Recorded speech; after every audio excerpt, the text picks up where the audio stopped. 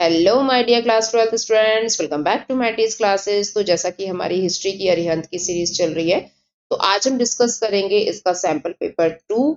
तो यहाँ पे आपको कुछ जनरल इंस्ट्रक्शंस दिए हुए हैं। मैक्सिमम मार्क्स जो है वो 80 मार्क्स का है। 3 आवर्स का आपका पेपर रहेगा, तो ये सब आप जानते ही होंगे। चलो स्टार्ट करते हैं इसका एमसीक्यू सेक्शन। तो पहले में देखो पिक दे रखी है यहाँ पे, और पूछा है the given image of Harappan stone statue is known as the priest king. तो ये जो आपका हरप्पन सिविलाइजेशन में जो स्टोन का स्टैच्यू मिला है ना, तो ये जो कल्चर है, ये जो चीज है, कहाँ से आई थी? तो ये आई थी मेसोपोटामिया से। ठीक है, मेसोपोटामियन हरप्पन सिविलाइजेशन के काफी ट्रेड के संपर्क रहे हैं उस समय पे। तो ये चीज जो है मेसोपोटामिया में देखी गई थी, तो वैसी चीज यहाँ पे हरप्पन सिविलाइजेशन में देखने को मिलती है। सेकंड क्वेश्चन है dash are the writing engrave on hard surface such as stone, metal और अ पोट्री। तो ऐसी कौन सी चीज है जो हार्ड स्टोन्स पे लिखी जा सकती है? ठीक है, जो सालों साल प्रिजर्व किए जा सकते हैं। देन थर्ड क्वेश्चन है given below are two statements marked as, ये असर्शन रीजनिंग का क्वेश्चन है। असर्शन देख लेते हैं। Buddhism grew rapidly as it appealed to many people dissatisfied with existing religious practices. तो जो बुद्धिस्ट धर्म था, जो वो इसलिए भी इंडिया में बहुत तेजी से बढ़ा क्योंकि जो हिंदू लोग थे या जो उनका धर्म था उससे वो संतुष्ट नहीं थे, क्योंकि उनकी रिलीजियस प्रैक्टिसेस जो थी ना, वो लोगों को बहुत डिससेटिस्फाइड कर रही थी। तो इसी वजह से दूसरे धर्म ने जो है बहुत जल्दी टेक ओवर भी किया था। बहुत लोग कन्वर्ट हो जाते हैं बुद्धिज्म धर्म में। तो इसका जो रीजन पूछ रहा है, तो बोल रहा है कि in Buddha claims on superiority based on birth. तो यहाँ पे जैसे हिंदू धर्म में क्या है ना, कि बर्थ के हिसाब से आपकी सुपीरियोरिटी जो है वो निर्धारित की जाती थी कि भैया तुम ब्राह्मण के घर पैदा हुए हो, कि तुम राजपूत के घर में पैदा हुए हो, कि तुम मतलब वैश्यास हो, कि तुम शूद्रास हो, ऐसे करके। तो यहाँ पे क्या है ना, बर्थ के हिसाब से होता था। लेकिन ऐसी चीज यहाँ पे बुद्धिज्म धर्म में नहीं थी। वहां पे वैल्यूज एंड कंडक्ट को बहुत, वहां पे जो है वैल्यूज बहुत की जाती थी। तो बुद्धिस्ट धर्म में ऐसी चीजें नहीं थी। वहां पे आपकी काफी वैल्यू की जाती थी, ना कि आपको बर्थ के हिसाब से देखा जाता था। ठीक है, तो इसीलिए हो जाएगा यहाँ पे कि both A and R are true and R is the correct explanation of A. Okay, then move करते हैं फोर्थ क्वेश्चन पे। हरप्पन सिविलाइजेशन से रिलेटेड ये क्वेश्चन है। तो the great bath was a large spherical tank in the courtyard. ये spherical नहीं था, रेक्टेंगुलर शेप में था। पहला ही गलत हो गया। Then jewellery has been found in burials of only man. ऐसा नहीं था, वुमेन में ही पाए जाते थे। Then Harappans believed in burying precious things with the dead. क्या ऐसा था कि जो प्रीशियस थिंग्स होती थी उसको डेड बॉडी के साथ ही दफनाते थे? ऐसा नहीं था, वो पहनते भी थे। We find the structures for special public purpose on the citadel। ये बिल्कुल सही है। जो सिटाडेल है वो एक बेसिक स्ट्रक्चर हुआ करता था वहां का, जो स्पेशल पब्लिक अपियरेंस के लिए वहां पे यूज किया जाता था। सिटाडेल मतलब जैसे एक तरीके से मान सकते हैं कि जो हाई प्रोफाइल लोग थे ना, वो उधर रहते थे। वहां पे जो है मेन बहुत सारे उनके इंस्टीट्यूशंस भी बने हुए थे। ठीक है, तो ये सब है। उसके बाद फिफ्थ क्वेश्चन देखेंगे। Identify the text with the help of following information. ये बोल रहा है, ये सारी इंफॉर्मेशन ना पूछी गई है कि ये किससे रिलेट करती हैं। The text included over 1 lakh, the text included over 1 lakh versus. तो ऐसी टेक्स्ट जिसमें 1 लाख वर्सेस पाई जाती हैं। The original story was composed by the charioteer bards known as. तो चैरियटर बार्ड्स मतलब जो सारथी होते हैं ना, उनके बारे में दिया हुआ है। Then Sanskrit used in this text was far simpler than that of Vedas। तो जो उनकी संस्कृत लैंग्वेज है ना, वो वेदों से काफी सरल है, उसको इजीली पढ़ा जा सकता है। And it was one of the great epic of India. तो यहाँ पे ये जो बुक है, जो एपिक है, ये बहुत ही मतलब ग्रेट एपिक है ये इंडिया की। तो ये है भाई महाभारत। ओके, देन नेक्स्ट है मैच द फॉलोइंग। देख लेंगे, यहाँ पे मैच करना है आपको। 500 से 400 बीसी के टाइम पीरियड जो है ये भाई, ये रहा था मगधा एम्पायर का। 327 से 325 बीसी इस समय पे इन्वेड हुआ था अलेक्जेंडर, जिसको सिकंदर बोलते हैं। 272 से 268, ये एक्चुअली थोड़ा सा दे रखा है यहाँ पे, थोड़ा यहाँ पे डाउट है सीबीएसई को, तो इसीलिए यहाँ पे 2 डेट्स दी हुई है ना। तो इसीलिए यहाँ पे रीजन ऑफ अशोका, अशोका का जो टाइम पीरियड चला था वो ये है। एंड 185 यहाँ पे आ जाएगा आंसर 4321। 4321 का है यहाँ पे answer, C is correct. Seven question देखेंगे, the followers of Basavanna came to be known as Virashaivas, है ना, जो लिंगायत कम्युनिटी के होते थे, जो लेफ्ट शोल्डर पे अपना जो शिव जी का एक चांदी का वो बनवाते थे, शिवलिंग बनवाते थे, अपने उस पे को शोल्डर पे धारण करते थे, है ना। और इनके कई सारे ऐसे फैक्ट हैं जिनको ये हिंदू धर्म से नहीं मानते थे तो हिंदू, लेकिन हिंदू धर्म में जैसे यहाँ पे क्या है, ये लोगों को दफनाने का मतलब बिलीव करते थे, लोगों को जलाने में बिलीव नहीं करते थे, ऐसे करके कुछ है ना। उसका एट्थ क्वेश्चन है, consider the following statement regarding the traveller Ibn Battuta. Ibn Battuta एक बहुत तगड़ा ट्रैवलर था, है ना, इसको घूमना फिरना बहुत पसंद था। तो इससे पूछ रहे इसके बारे में कि he was born in Tangier France, क्या ये फ्रांस टैंजियर में पैदा हुआ था? नहीं, ये मोरक्को में पैदा हुआ था। His book Rihla is written in the Persian language, Arabic language में थी।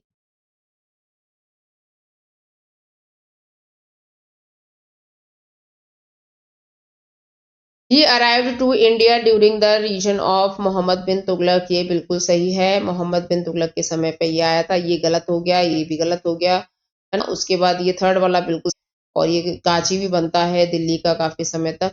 Then he travel to different countries like Syria, Iraq, Persia etcetera, ये बिल्कुल सही, क्योंकि उसको घूमना फिरना बहुत पसंद था।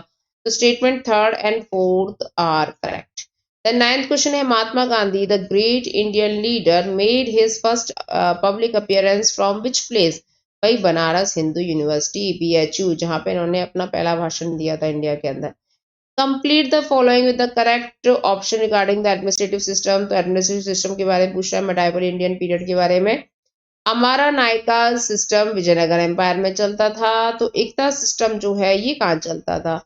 तो ये चलता था भैया दिल्ली सल्तनत में, ठीक है, जब सुल्तान आए थे हमारे देश में, ना, जैसे अलाउद्दीन खिलजी टाइप के लोग। उसके बाद historians of religion classify bhakti tradition into two broad categories. तो भक्ति ट्रेडिशन के बारे में बोल रहा है।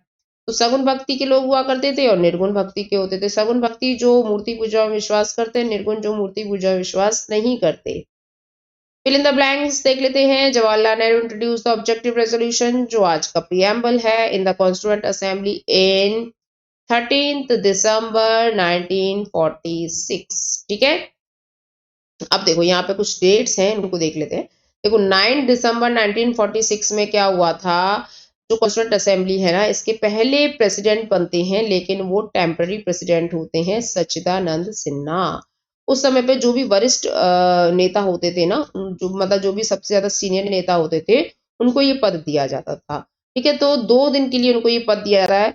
उसके बाद 11 दिसंबर 1946 को होता है, जो इस कॉन्स्टिट्यूएंट असेंबली के परमानेंट प्रेसिडेंट बनते हैं, वो है डॉक्टर राजेंद्र प्रसाद, ठीक है ना। तो ऑथर को क्या है यहाँ पे है, जवाहरलाल नेहरू के द्वारा, जिसमें हमारी सेकुलरिज्म, है ना, सोशलिज्म, ये सारी चीजें जो डाली गई हैं। उसके बाद 13 क्वेश्चन देखेंगे, in which of the following temples the scenes from Ramayana were sculpted on the inner walls of the shrine. तो ये कौन सा ऐसा टेम्पल है जहां पे रामायण के कई सारे जो है ना, मतलब पिक्चर्स जो है वहां पे स्कल्प्टेड की गई हैं? तो ये भैया हजारा राम टेम्पल है। भाई राम जी के बारे में पूछ रहा है तो राम जी याद रखना। उसके बाद 14 क्वेश्चन है, identify the famous pilgrimage places related to the Gautam Buddha with the help of the given information. तो यहाँ पे आपको ध्यान रखना है कि गौतम बुद्धा से रिलेटेड कौन सी जो प्लेस है, मतलब वहां पे अपना उन्होंने देख लेते हैं क्या बोल रहा है, क्या दिया था। मतलब Buddha delivered his first sermon, Buddha delivered his first sermon दिया था। तो फर्स्ट सरमन का मतलब होता है फर्स्ट उपदेश, है ना। उसके बाद at the time of Buddha it was a part of Kashi जनपद। तो काशी जो है आज डेट में इलाहाबाद टाइप ऐसे एरिया बोल सकते हैं। तो ये है सारनाथ। सारनाथ में इन्होंने अपना पहला उपदेश दिया था अपने स्टूडेंट्स को। उसके बाद 15th क्वेश्चन है, which of the following pair correctly match the profession with the corresponding, मतलब करेक्ट पेयर पूछ रहा है, ठीक है। और ये किसके बारे में पूछ रहा है? मुगल सोसाइटी के अंदर। तो रैयत जो है ये पीजेंट्स को बोलते थे, ये बिल्कुल सही है। नाकुदा सेलर को बोलते थे, ये सही है एक्चुअली। इसमें आप मुझे कमेंट करके बताइएगा कि नाकुदा जो है ये सेलर हुआ करते थे या कुछ और। वैसे मेरे ख्याल से ये सही लग रहा है मुझको। दरोगा जो है ये टैक्स कलेक्टर नहीं होता था, दरोगा ये एक पुलिस ऑफिसर होता था, ठीक है। और कोतवाल जो है ये भी आपका मतलब लॉ एंड ऑर्डर का काम करता था, ये बनाता था कानून वगैरह। तो इसमें जो है आपके वैसे ये सही है रैयत वाला। ठीक है, इसमें मुझे बताइएगा ये सही है कि नहीं। देन 16 क्वेश्चन है, when and where did Al Biruni was born. तो देखो यहाँ पे क्या है, आपको देखना उज्बेकिस्तान कहाँ है, उज्बेकिस्तान में ही पैदा हुए थे अल बरूनी, ठीक है, 973 सी के अंदर। Read the following statement carefully. तो यहाँ पे देखते हैं भैया, केयरफुली पढ़ लेते हैं। He had demanded separate electorates for the depressed classes। depressed class caste का नाम या क्लास का नाम जब भी आए ना तो आपको याद रखना है भैया कौन सबसे ज्यादा लड़े थे डिप्रेस्ड क्लासेस के लिए, वो बी आर अम्बेडकर है। सेकंड क्या है, चेयरमैन थे वो ड्राफ्टिंग कमेटी के, ये भी सबसे इंपॉर्टेंट चीज पकड़ में आई, बी आर अम्बेडकर आंसर हो जाएगा। Then what was created after Santhal revolt. तो संथाल्स ने जब रिवॉल्ट छेड़ दिया था, रिवॉल्ट हुआ था, तो उसके बाद क्या बन गया था, ये संथाल परगना बन गया था। देन 19th क्वेश्चन देखेंगे, यहाँ पे आपके पूछे है कि भाई 1857 का जो रिवॉल्ट हुआ था उसमें कौन से एरियाज को लीड किया था, ठीक है। तो नाना साहेब ने लीड किया था कानपुर को, रानी लक्ष्मीबाई तो भाई सबको पता ही होगा, झांसी की रानी लक्ष्मीबाई, मौलवी लियाकत अली है इलाहाबाद, ओके, और बेगम हजरत महल है ना, ये है आपके लखनऊ, ठीक है। ये अवध के राजा जो थे ना, नवाब वाजिद अली शायद है ना, उनकी बेगम थी ये। तो आंसर यहाँ पे क्या हो जाएगा स्टूडेंट, आंसर हो जाएगा 2341। तो 2341 का है पहला वाला। In which year Mahatma Gandhi return to India, ये बहुत सिंपल क्वेश्चन है, 1968। उसके बाद why did the renowned industries supported national movement, choose the correct option from the following. तो यहाँ पे आपको बताना है, इसमें हो जाएगा they wanted protection against the import of foreign foods, ठीक है। आंसर यहाँ पे होते हैं, हमारा एमसीक्यू सेक्शंस कंप्लीट होता है। देन मूव करते हैं यहाँ पे 3 मार्क्स क्वेश्चंस पे। अब देखो स्टूडेंट्स, इसकी जो पीडीएफ है आपको टेलीग्राम चैनल पे मिल जाएगी, उसकी लिंक जो आपको डिस्क्रिप्शन में मिल जाएगी, आप उस लिंक पे जाइए, ठीक है। आपको वहां पे क्या है, आप डालिए अरिहंत सैंपल पेपर्स 2025 हिस्ट्री ऐसे करके डालना, ठीक है। तो आपको उधर फाइल्स मिल जाएंगी, आप वहां से डाउनलोड करो और पढ़ो, ठीक है। तो पहला क्वेश्चन है, cherry that will drop into our mouth. तो भाई ये किसने बोला था, ये डलहौजी ने बोला था, बहुत बेकार वाइसराय था ये, वाइसराय नहीं बोल सकते उसको, गवर्नर जनरल था उस समय पे ये, ठीक है। वाइसराय तो बाद में बनते हैं 1857 के रिवॉल्ट के बाद। तो ये बहुत बेकार माना जाता है अपने टाइम का। और इसने क्या है, मतलब इसने बोला ये जो कमेंट इसने किया है ना, ये किया है अवध के लिए कि भैया अवध को तो एक दिन हम जरूर खाएंगे चेरी की तरह, ठीक है। क्योंकि अवध जो है बहुत इंपॉर्टेंट प्लेस हुआ करती थी, जोग्राफिकली भी, पॉलिटिकली भी, इकोनॉमिकली भी, बहुत इसका सिग्निफिकेंस था अवध का, ठीक है। तो इस तरीके से religious field that is special reference to the caste system. देखो ये कास्टिज्म को बिल्कुल नहीं मानते थे, है ना, एक तरीके से जैसे जैनिज्म और बुद्धिज्म रिफॉर्मेशन लेकर आए थे ना, ऐसे ही इसमें रिफॉर्मेशन आया था। ये कर्नाटक के एक पर्सन थे बसावन्ना, जिन्होंने लिंगायत कम्युनिटी को जन्म दिया था। ये शिव जी के भक्त हुआ करते थे, लेकिन इनके इसमें जो इन्होंने जो कंट्रीब्यूशन दिया है ना सोशली एंड रिलीजियस फील्ड में, वो बहुत डिफरेंट था, मतलब बहुत डिफरेंट था, बहुत अच्छा था। और ना, और ये धर्मसूत्र धर्मशास्त्र इन सब चीजों को नहीं मानते थे। मैरिज ये चाहते थे कि भैया जो विडोज है उनकी रिमैरेजेस हों, ठीक है। पोस्ट पुबर्टी शादी होनी चाहिए, ना कि प्री पुबर्टी होनी चाहिए। 9-10 साल की लड़कियों की शादी कर देते थे, वो गलत बात है, ठीक है। तो ऐसे करके उसके बाद इसको पढ़ना, इसका आंसर दे रखा है, बहुत इंटरेस्टिंग है। Examine the accuracy of the Bernier assessment of the India in comparison. देखो ये बंदा जो था ना फ्रांसिस्को बर्नियर, इसने क्या है एक कंट्रोवर्सी पैदा कर दी थी, क्योंकि इसने कंपैरिजन कर लिया था इंडिया के और यूरोप के कल्चर के बारे में, यूरोपियंस तो ऐसे हैं, इंडियंस ऐसे हैं, लाइक दैट। तो उसके बारे में पढ़ लेना। देन 25th क्वेश्चन है, explain in the brief arguments made in the constituent assembly in the favour of strong centre, ठीक है। तो यहाँ पे जो है कुछ कमेंट्स करते हैं जवाहरलाल नेहरू, बी आर अम्बेडकर, बालकृष्ण शर्मा, कि भैया स्ट्रॉन्ग रहना चाहिए। सेंटर का मतलब होता है हमारे देश की यूनियन, यूनियन मुद्दे जो होते हैं। सेंटर का मतलब होता है हमारे देश की जो यूनियन मैटर्स होते हैं, जो देश के सबसे कोर मैटर्स होते हैं ना, वो सेंटर ही उनको हैंडल करता है। तो यहाँ पे बोला है कि भाई जो डिसीजंस है ना वो सेंटर को लेने चाहिए, और क्योंकि अगर सेंटर आपका वीक रहेगा तो आपके देश को कोई भी तोड़ सकता है, लाइक दैट। तो इन्होंने तीनों ने अपने ने अलग अलग कमेंट्स किए थे उस समय पे, और बताया था कि भाई क्यों जरूरी है सेंटर का स्ट्रॉन्ग होना। उसके बाद पूछा है हु वाज आर.एम. व्हीलर। तो व्हीलर कौन थे, ये मिलिट्री मैन थे, है ना, मिलिट्री कमांडर रहे थे एक समय पे। और किस तरीके से ये जॉन मार्शल को क्रिटिसाइज करते हैं, क्योंकि जॉन मार्शल ने जिस तरीके से आर्कियोलॉजी की थी उसमें थोड़ा सा मतलब थोड़ा फेयर वर्क नहीं हुआ था, तो इस वजह से ये बताते हैं कि ऐसे लेयर वाइज लेयर आप सामान को खोदे जा रहे हो, ठीक है, पता ही नहीं लग रहा कौन से समय की कौन सी चीज है, तो ऐसे नहीं होना चाहिए। तो इन्होंने क्या है अलग अलग तरीके से काम करके और चीज को सही करवाया था, ठीक है, स्ट्रेटोग्राफी को फॉलो किया था कि इसको लेयर वाइज लेयर ऐसे देखा जाए और उसके हिसाब से जो टाइमिंग है उसको निकाला जाए। The next है who was John Marshall and how did he mark a change in the Indian archaeology? तो जॉन मार्शल कौन थे? ये फेमस आर्कियोलॉजिस्ट थे, डायरेक्टर जनरल भी रहे थे इंडिया के, ठीक है, और ये 1924 में बने थे इस तरीके से, एंड डाल सकते हो आप, ठीक है। तो इनका बहुत बड़ा रोल रहा है हड़प्पन सिविलाइजेशन को एक्सकवेट करवाने में, इतनी ओल्ड सिविलाइजेशन इन्होंने खोज निकाली थी, ऐसे करके डाल सकते हैं। Then how were the ideas of Upanishads thinkers different from those of the fatalist and the materialistic given reason for their answer? तो यहाँ पे आपको बताना है उपनिषद में जो थिंकर्स हैं वो क्या सोचते हैं कि भैया जो आपके फैटलिस्ट लोग होते हैं और मैटरलिस्टिक लोग होते हैं ना, उनमें क्या फर्क होता है। तो फैटलिस्ट मतलब जो पूरी तरीके से भाग्य पे भरोसा करते हैं, और मेटलिस्ट एक तरीके से मान सकते हो कि भाग्य पे नहीं, वो अपने कर्म पर भरोसा करते हैं, ठीक है ना। तो इस तरीके से आपको डाल देना है, इसमें बताना है कि भाई थ्योरी ऑफ कर्मा क्या होता है, composition of human body, fatalist materialistic दोनों के हिसाब से, मतलब दुनिया जो है ज्यादातर फैटलिस्ट चीजों पे चलती है, ठीक है। सब भाग्य को दोष देते हैं, अगर कोई भी हमारी चीज हमारे साथ कोई घटना हो जाती है, कुछ भी चीज हो जाती है, तो सब भैया हमारे नसीब का खेल है, लाइक दैट, है ना। तो इसीलिए क्या है, फैटलिस्ट थ्योरी को ज्यादा स्ट्रॉन्ग किया गया मेटलिस्ट को। इसीलिए देखो साइंटिस्ट लोग या डॉक्टर्स लोग हैं वो मेटलिस्टिक टाइप के होते हैं, वो नहीं मानते हैं इन सब चीजों को। Then next I discuss the role of the Begum of Bhopal in preserving the stupa of Sanchi. तो जो आपकी भोपाल की जो बेगम थी, इन्होंने किस तरीके से सांची स्तूपा को प्रिजर्व करके रखा था।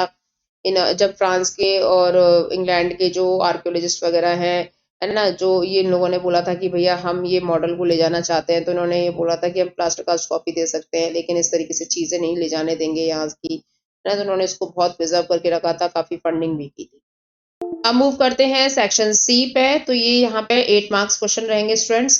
तो 28 क्वेश्चन बोल रहा है explain the significance of gender roles in agrarian societies particularly concerning agricultural task and artisanal work, ठीक है। तो यहाँ पे आपका पूछ रहा है कि एग्रीगेरियन सोसाइटीज में क्या क्या होता था, कैसे सिग्निफिकेंट रोल ये प्ले करते थे, डिवीजन ऑफ लेबर हुआ करता था, और सोशली जिस तरीके से इनके ऑर्गेनाइजेशंस वगैरह में इनको काम दिया जाता था, है ना, किस तरीके से मैन एंड वुमेन काम करते थे, और जो मैन है वो क्या काम करते थे, विमेन को क्या इक्वालिटी का काम मिलता था कि नहीं मिलता था, ऐसे करके आप इसका आंसर देखना और फिर उसके बारे में लिखना।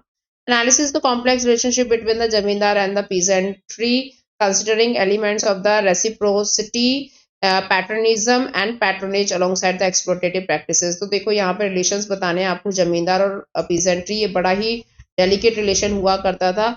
अब ये एक दूसरे पर डिपेंडेंट भी हुआ करते थे, जमींदार पीजेंट्स पे और पीजेंट जो है वो जमींदार पे। बस फर्क क्या है कि जमींदार जो है ये प्रोस्पेरस होता था, इसके पास सब कुछ होता था, पीजेंट जो है वो थोड़ा सा बेचारे हेल्पलेस होते थे, तो इसीलिए यहाँ पे हेल्प लेते थे जमींदार से कि भाई हमको लोन दे दो या जो भी है व्हाटएवर, ठीक है। तो उसके बारे में पढ़ना स्टूडेंट्स।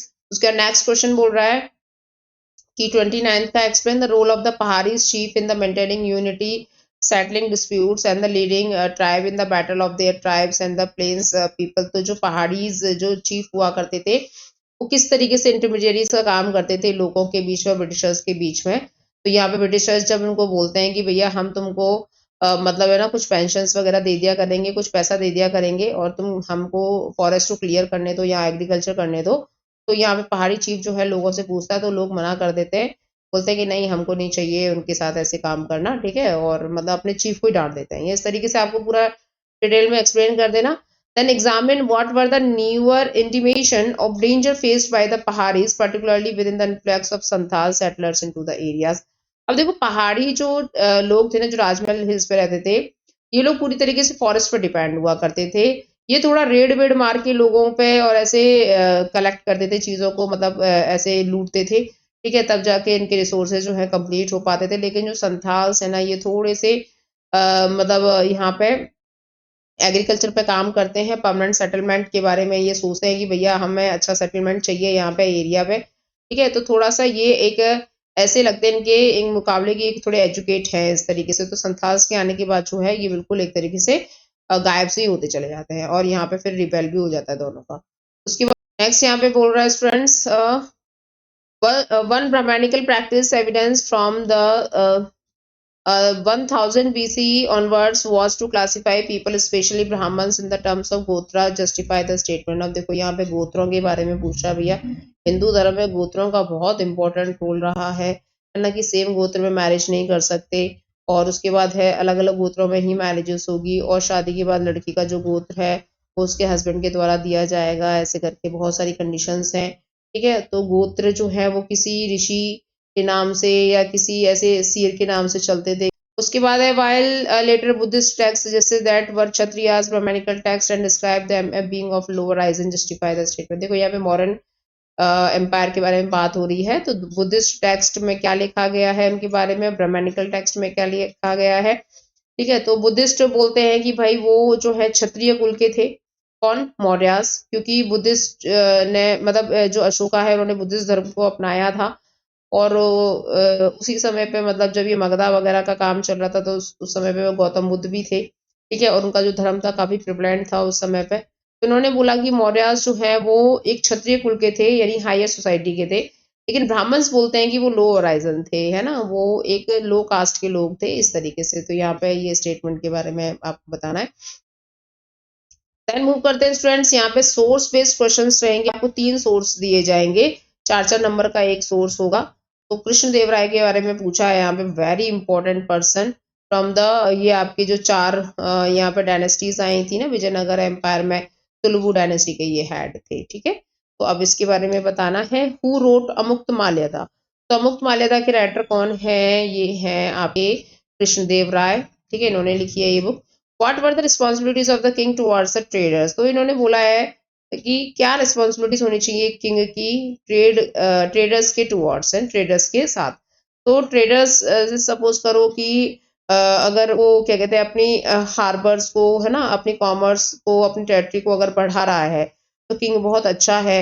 और अगर आपके एरिया से अगर कोई ट्रेड करने जा रहा है और रास्ते में क्या है, कोई इलनेस हो गई, कोई स्टॉर्म आ गया, कोई एग्जॉस्शन हो गई, तो आप उसको वहां पे शरण दे सकते हो, है ना, वॉरफेयर के समय ऐसे करके। उसके बाद यहाँ पे नेक्स्ट है Ambedkar on the separate electorate. Ambedkar का क्या रोल था सेपरेट इलेक्टोरेट को लेकर? तो भाई अम्बेडकर चाहते थे कि डिप्रेस्ड क्लासेस को separate electorate they.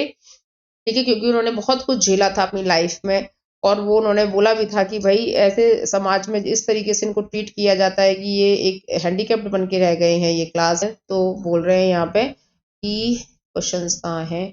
What argument was given by the Mahatma Gandhi against the separate electorate. अब महात्मा गांधी बिल्कुल नहीं चाहते थे तो अलग मत करो, ये सेग्रीगेट हो जाएंगे बुरी तरीके से ऐसे। लेकिन यहाँ पे फिर नेक्स्ट बोल रहा है how has doctor Ambedkar describe the social and economic conditions of the Dalit. लेकिन डॉक्टर अम्बेडकर का बोलना था कि जो दलित लोग हैं, जो डिप्रेस्ड क्लास के लोग हैं, वो ऑलरेडी समाज में हैंडीकैप टाइप के जीवन जी रहे हैं, सोशली इकोनॉमिकली उनकी कोई वैल्यू नहीं है।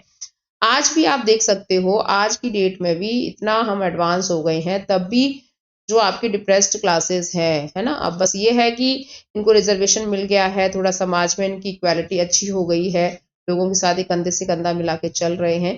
ठीक है, तो ये इनको एक बहुत अच्छा पॉइंट, बोनस पॉइंट है। लेकिन आज भी लोग जो है इस तरीके से, स्पेशली गाँव वगैरह में ऐसे ना, ठीक है, टाउन्स में। एंड नेक्स्ट देख लेते हैं, चलो।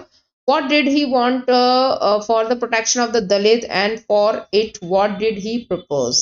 तो इन्होंने क्या बोला था कि दलित लोगों के लिए क्या होना चाहिए? तो इन्होंने बोला था कि इनको भाई पॉलिटिकली पावर मिलनी चाहिए, ठीक है, डिप्रेस्ड क्लासेस को, जो इनके प्रोटेक्शन के लिए हेल्प करेगा, और इनके लिए रिजर्वेशन मिलना चाहिए, है ना, इनके इलेक्शंस में इनको रिजर्वेशन मिलना चाहिए। इसलिए देखो लोकसभा में जो सीटें हैं हमारी एसटी एंड एससीज की, वो एक रिजर्व्ड सीटें हैं। आई थिंक 87 या 47 समथिंग है, कि 84 या 47 ऐसे है। 84 एससी की और 47 आपकी एसटी की। तो ये रिजर्व्ड है, यहाँ पे अगर इनके ही कास्ट के लोग बैठेंगे, अदरवाइज कोई नहीं बैठेगा। ठीक है, तो जो हर 10 साल के बाद ये बढ़ता चला जाता है इनका टाइम। उसके बाद नेक्स्ट देखते हैं स्टूडेंट, यहाँ पे समुद्रगुप्त के बाद, तो जो हर 10 साल के बाद ये बढ़ता चला जाता है इनका टाइम। उसके बाद नेक्स्ट देखते हैं स्टूडेंट, यहाँ पे समुद्रगुप्त के बारे में पूछ रहा है। समुद्रगुप्त बहुत ही फेमस रूलर रहे हैं। अब इससे क्वेश्चन क्या पूछ रहा है देखते हैं कि हु रोड अबाउट द प्रशस्ति। तो यहाँ पे प्रयाग प्रशस्ति के बारे में बात कर रहा है, क्योंकि ये प्रयाग के राजा थे समुद्रगुप्त। प्रयाग मतलब इलाहाबाद, ठीक है। तो ये यहाँ पे प्रशस्ति बोल रहा है, तो प्रशस्ति मतलब क्या होता है कि जो राजा का बखान किया जाता है ना, राजा का गुणगान किया जाता है। तो ऐसे ही इन्होंने एक प्रयाग प्रशस्ति लिखी थी, हरिसेन ने लिखी थी ये। Who wrote? Harisena wrote Prayag Prashasti. तो जो समुद्रगुप्त है उनके बारे में इन्होंने लिखा था। देन नेक्स्ट है mention any two qualities of the ruler described in the excerpt. तो कोई भी दो क्वालिटीज आपको बतानी है। तो राजा जो है एक बहुत पावरफुल और बहुत गुड पर्सन होना चाहिए, गुड क्वालिटीज का पर्सन होना चाहिए। और दूसरी डाल सकते हो आप, ये बहुत ही इसमें कंपैशन होना चाहिए और अपने बहुत दयावान होना चाहिए पुअर लोगों के लिए, उसके दिल में बहुत दया होनी चाहिए, मर्सी होनी चाहिए। ऐसे करके डाल सकते हो, कोई भी दो आप उसमें डाल सकते हो जिसमें ये बिलीव करते थे। Then how far as the value shown by the rulers relevant in the contemporary society। तो यहाँ पे बोल रहा है कि जो रूलर है वो किस तरीके से होना चाहिए सोसाइटी के टुवर्ड्स। तो बोल रहा है कि भाई उसमें पॉजिटिव एटीट्यूड होना चाहिए, है ना, वेलफेयर की भावना होनी चाहिए, लोगों के वेलफेयर करने के लिए होना चाहिए। और जो है यहाँ प्रोस्पेरिटी लेकर आए, लोगों के बीच में इक्वालिटी लेकर आए, सबकी लाइफ को ईजी रखे, ऐसे करके डालते हैं। ठीक है, तो स्टूडेंट यहाँ पे जो है आपके ये सोर्स बेस्ड क्वेश्चंस भी कंप्लीट होते हैं। देन यहाँ पे पूछ रहा है मैप बेस्ड क्वेश्चन। तो यहाँ पे पूछा है अप्रोप्रिएट साइन जो है नागेश्वर के बारे में बताना है ना। तो नागेश्वर कहाँ पे है? तो नागेश्वर भाई गुजरात का पार्ट है। नागेश्वर और बालाकोट ये कोस्टल साइट्स हैं, यहाँ पे डाल देना। ठीक है, उसके बाद नेक्स्ट बोल रहा है कालीबंगन। तो कालीबंगन जो है ये कहाँ पे है? तो ये राजस्थान में है स्टूडेंट। ओके, तो जहाँ पे फायर ऑल्टर्स वगैरह मिले थे। उसके बाद डालना है आपको मेरठ। मेरठ कहाँ पे है? ये यूपी का पार्ट है। यहाँ कहीं डाल देना इधर मेरठ। ओके, यूपी का पार्ट है। देन झांसी, ये भी यूपी का पार्ट है। बहुत से बच्चे कंफ्यूज होते हैं कि एमपी में पड़ता है, पर एमपी में नहीं है। ठीक है, झांसी यहाँ कहीं डाल सकते हो। सबसे जो निचला पार्ट है ना, जो यहाँ पे देखो ऐसे लटक सा रहा है, ये ललितपुर है यूपी का सबसे लास्ट। जिसके बाद मतलब ये एक तरीके से मान लो ये एमपी में ही बसा हुआ है, लेकिन बस पार्ट किसका? ये यूपी का, क्योंकि छोटा सा एरिया है यहाँ पे। तो उससे ऊपर ही है आपका, ललितपुर के ऊपर ही आपका झांसी। ठीक है, उसके बाद यहाँ पे फिर नेक्स्ट पूछा है यहाँ पे दो पॉइंट कर रखे हैं इन्होंने, है ना। पहला वाला यहाँ पे पॉइंट कर रखा है। और ये किससे रिलेटेड है स्टूडेंट? महाजनपदों से रिलेटेड। तो 16 महाजनपदों में आपको 2 महाजनपद पूछ लिए गए हैं। तो ये कहाँ पे है? ये बिल्कुल इंडिया से बाहर हो गया। पैसे पहले ये पूरा भारत का ही पार्ट हुआ करता था, पाकिस्तान, अफगानिस्तान और भारत। ठीक है, लेकिन अब जो है ये पाकिस्तान में चला गया। तक्षशिला, ठीक है, बहुत ही फेमस यूनिवर्सिटी हुआ करती थी नालंदा और तक्षशिला उस समय पे। उसके बाद नेक्स्ट जो पूछ रहा है ये यहाँ पे मार्क कर रखा है बिहार में। और बिहार में तो भैया सबसे ज्यादा पावरफुल है मगधा। ओके, तो यहाँ पे आप 2 जनपद डाल देना। तो यहाँ पे स्टूडेंट आपका मैप वर्क भी कंप्लीट होता है। 5 मार्क्स का आपका ये मैप रहेगा। बाकी का सोर्स पे हमने लॉन्ग क्वेश्चन, शॉर्ट क्वेश्चन और आपके एमसीक्यूज। तो आपका पेपर जो हो गया है कंप्लीट। अगर आपको वीडियो पसंद आए तो वीडियो को लाइक कर देना, शेयर कर देना, अपने फ्रेंड्स के साथ शेयर कर सकते हो इस वीडियो को जिनको रिक्वायरमेंट हो। और जो नए बच्चे हैं इनको सब्सक्राइब कर देना भाई चैनल को। ठीक है, तो स्टूडेंट अगर आपको और वीडियोस चाहिए तो उसके लिए मुझे कमेंट करना। ज्योग्राफी के, इकोनॉमिक्स के मैं जल्द लेकर आऊंगी। ठीक है, तो जल्दी फटाफट से हम सारे 15 सैंपल पेपर जो हैं आप मिल जाएंगे। आप इधर से बहुत लाभ उठा सकते हो। और इसकी जो पूरी पीडीएफ है ना, वो आपको मेरे टेलीग्राम चैनल पर मिल जाएगी। तो वहां जाके आप उसको सब्सक्राइब कर सकते हो। चलो ठीक है, फिर मिलेंगे नेक्स्ट वीडियो के साथ। ओके, नेक्स्ट सैंपल पेपर के साथ। और नेक्स्ट जो सैंपल पेपर आई थिंक मैं पॉलिटिकल लेकर आऊंगी। 4 हो गए हैं उसमें कंप्लीट। और जो जितने भी आपके अरिहंत के सैंपल पेपर कराए जा रहे हैं उनको जरूर एक बार लगाना, political science and history board. चलो ठीक है, बाय।